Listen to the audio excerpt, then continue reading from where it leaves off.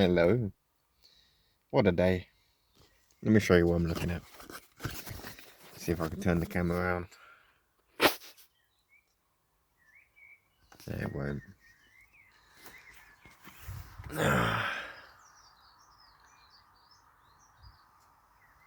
And then the other side, just fields. Beautiful English countryside. Miles and miles and miles of green fields, farms, and birds. All I can hear is birds. Calm and peaceful. So let's take a moment. I'm going to share a story.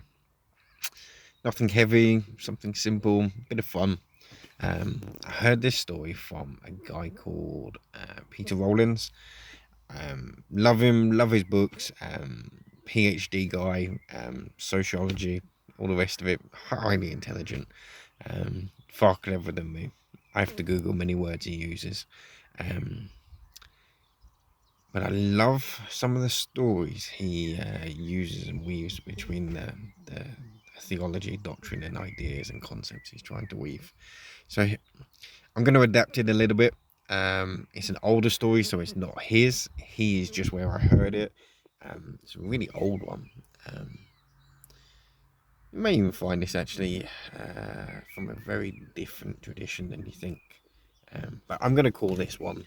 I'm going to adapt it and call it Marie. There was a lady, an elderly lady called Marie, who really inspired me and probably embodied part of what this story means for me. So Marie lives on a remote island. She met a missionary many years ago, and she had an experience. She encountered something. She encountered the divine, and she learned of a man called Jesus, and she started to follow him. For many years, she was the only Christian on the island.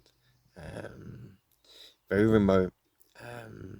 Majority of them were illiterate, and they had their own language. So very few. In fact, she was one of the only ones that understood English.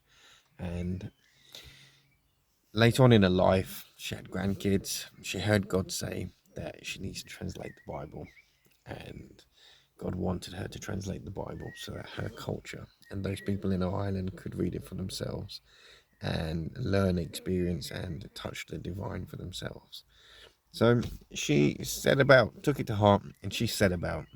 So she's working on saving enough money to pay the translators to print the Bible, and year goes by, 2 years go by.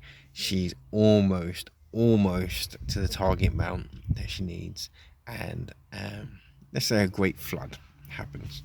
So a flood happens, and her community is devastated. They need food, they need clean water, they need provisions. Torn, her heart's broken. She's got this thing that she feels that she needs to do, but she has that money set there, and it's her dream to see this fulfilled. But what does she do? She knew what was right to do, so she gave the money to the community.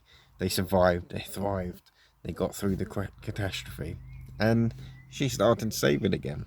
So a year goes by, 2 years go by, and you know it, you guessed it, you're following along. Another catastrophe, let's say an earthquake this time, and the same thing happens. She's torn. What do? Do I follow my dream, or do I provide for the community? And she does the right thing and gives the money to the community. They thrive, they prosper, they get through it.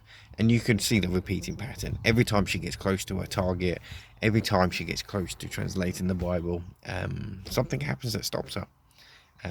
But she has to do the right thing, and she does the right thing. Unfortunately for Marie, she passes away. She passes away right before, just after she, like literally weeks, she finally gets the Bible translated into her language. She distributes it. She dies happy, at peace. She feels she's fulfilled her life purpose. On a eulogy, they stand and they go through their various tribal traditions, and the whole community stand and they want to honor her. They want to say thank you, because they feel that she translated the Bible first by her actions, then into words. And I don't know what you take away from that story, but there are multiple layers for me, and that for me is the beauty of a story. And I'm not even going to share with you what it means to me, but I hope it makes you think, ponder the beauty of a story, ponder the multiple layers of a parable, ponder the simplicity of a myth.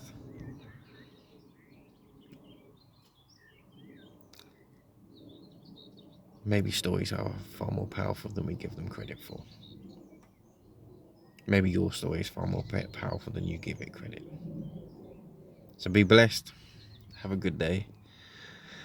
I'm going to sit and enjoy this countryside for a bit. Sounds of the birds. Before I get back to the laptop and start some work. So be good. Be blessed. Enjoy.